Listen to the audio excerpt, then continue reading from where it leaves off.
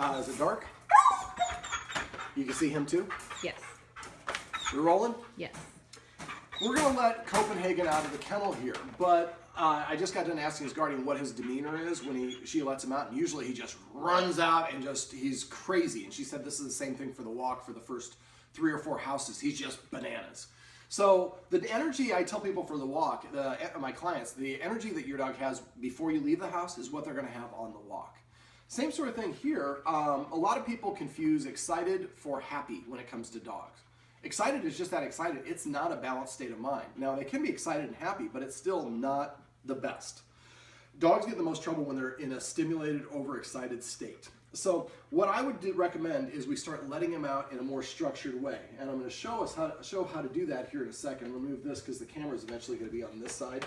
So what I find is that again, if we let them out when they're crazy, that's what we're going to have. So I'm going to open the door and I'm going to block with my legs and not allow him to exit until he is nice and settled down. And then I will walk away from the door so I'm not blocking it physically. So he has to develop self-control. I can't, just because the door's open to me, I can run out. I need permission from a human to do that.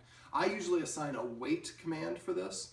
And the wait command is really helpful for short periods of time. So if I'm in my car and I'm going to get out and I'm going to take the dog with me and I say wait, I undo my seatbelt, I get my purse and everything, get out of the car. I have a really stylish purse. And then I get out of the car, and then when I'm ready, then I say here, and then the dog comes to me. But the dog needs to wait for permission. This way you don't have to worry about the dog bolting out an open door if you have some friends over with a kid and they just come through the door too slow and he's out. And then we have a bunch of problems. Okay, so what I'm going to do is we might be a little bit backlit. So I'm going to ask the camera person once I get up to do this to come over here and shoot it from this angle, about this angle. But if it's really backlit because of light, you might just go back to here and I'll just kind of explain what we're doing. Okay? All right, so the door is here. This is one of the doors where we have to lift up, right? Yes. All right, looks like it's a little bit funky. There we go. So again, you saw he was ready to come out. Yeah. Do you want him or you? Mostly him. I don't need you to see my face for this.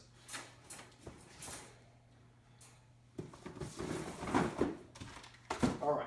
So now he's interested in sniffing me. Now I wear the jeans for my previous session or for a couple days in a row for sessions just for this exact reason. So the dog smells. There we go. He sat down. So when he sits down, sitting is a more subordinate body posture for dogs. So it's almost like a way of saying please or thank you or being respectful.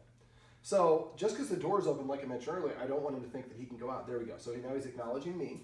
So I take a step back and I wait. I'm keeping my hips pointed at him. It's important your hips are pointed at the dog. Now he's nice and calm. His energy's calm. Sometimes I wait. Well, if the dog's really excited, I wait for them to actually lay. For this purpose of this video, I'm going to call him out now because he's nice and calm. And we've achieved what we want, a calm energy. Go. Here. Come.